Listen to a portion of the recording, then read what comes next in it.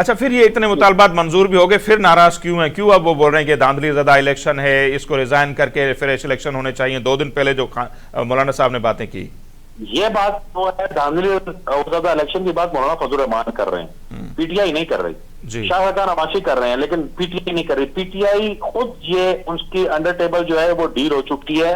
PTI कभी भी धांधली की बात नहीं करती, उसका फतवा सिर्फ एक है। आप अगर उनका चार्ट ऑफ डिमांड देखा ना, जो उन्होंने दिया था अभी मुज़ाकरात कमेटी में, बेसिक 2 उनके मुतालबात थे। उनके साथ वो जुड़ी 27 शिकें और थी। सिर्फ ये था कि जुडिशियल कमीशन बनाए, किसके ऊपर? 9 मई वाले मामले के ऊपर, कि वो क्या हुआ, हमारे असीरान को रिहा करें, असीरान को आप वो छोड़ दें। उनका सिर्फ मुतमईन नजर एक है कि इमरान खान को किसी तरीके से रिहा किया जाए और उनको रिलैक्स किया जाए और के बाहर आए। वो उनको समझ ही नहीं आ रही, ना सियासत की समझ आ रही है, ना उनको अदालती अमूर की समझ आ रही है कि क्या हो रहा है। सही। अच्छा सतीश साहब, जैसे आपने पहले हवाला भी दिया, तो 8 फेब को 1 साल मुकम्मल होने जा रहा है इलेक्शन को, तो उस दिन पीटीआई वालों ने जलसे या एहतजाज की कॉल भी दी हुई है। सवाबी में तो चलो हो जाए, पंजाब के हवाले से जो दावे हो रहे हैं, उसी दिन फिर चैंपियंस ट्रॉफी का पहला मैच भी है लाहौर में, तो किस तरह देख रहे हैं लाहौर की सूरत हाल? क्या होगा? लोग निकलेंगे, पीटीआई का साथ देंगे, या केपी में आपको जुनैद अकबर साहब की क़यादत में जो उनके लिए एक बड़ा चैलेंज है, पहला इवेंट होगा, वो किस तरह होते हुए नजर आ रहा है आपको? देखिए, जहां तक आपने इसकी वो क्रिकेट टूर्नामेंट की बात की है, और आप हम इस चीज के गवाह हैं कि कितने पापड़ बेल के इसको यहाँ पर लाया गया है, और कितने हमारा अजली दुश्मन जो है, मुखालिफ जो है, वो मुखालिफ है, वो टीम यहाँ नहीं आ रही है। इसके बावजूद इतनी लड़ाइयां लड़के, इतना कुछ करके अगर यहाँ पे एक अच्छी पॉजिटिव और हेल्दी सरगर्मी हो रही है, जिससे कुछ थोड़ा बहुत रेवेन्यू पाकिस्तान को आना जो है वो मकसूद है या वो नजर आ रहा है, तो वहां पे अगर आप उस दिन वहां वो एहतजाज करेंगे, तो क्या वो पाकिस्तान की खिदमत होगी या पाकिस्तान की जड़ें को खोखली करने की बात होगी?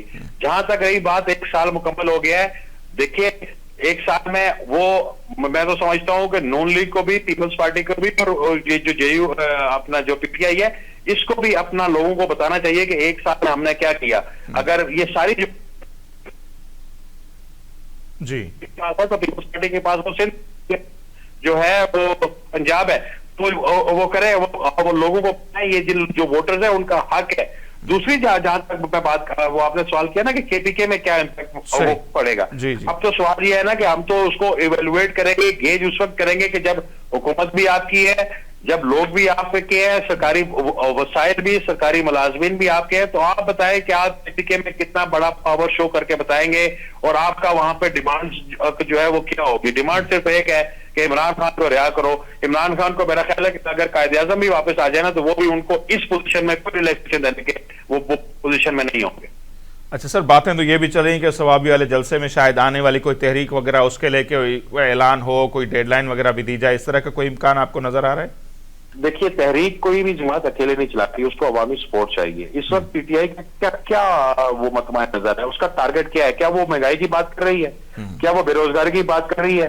क्या वो अमन अमान की बात कर रही है? नहीं कर रही। वो बात सिर्फ एक ही कर रही है कि जनाब जो 9 मई हमने किया, किसी तरीके से उसको वो पर्दा डाल दे, बाकी जो उन लोगों ने किया वो हमारे लोगों को छोड़ दे।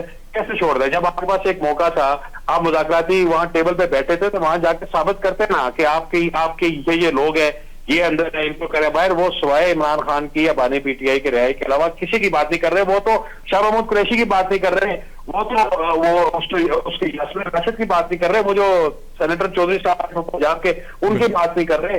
वो तो किसी की बात नहीं कर रहे। और ऐसी सूरत हाल में कितने लोग जो उनकी बात मानेंगे? क्या ये पाकिस्तान की 24-25 करोड़ अवाम जो है वो पागल है?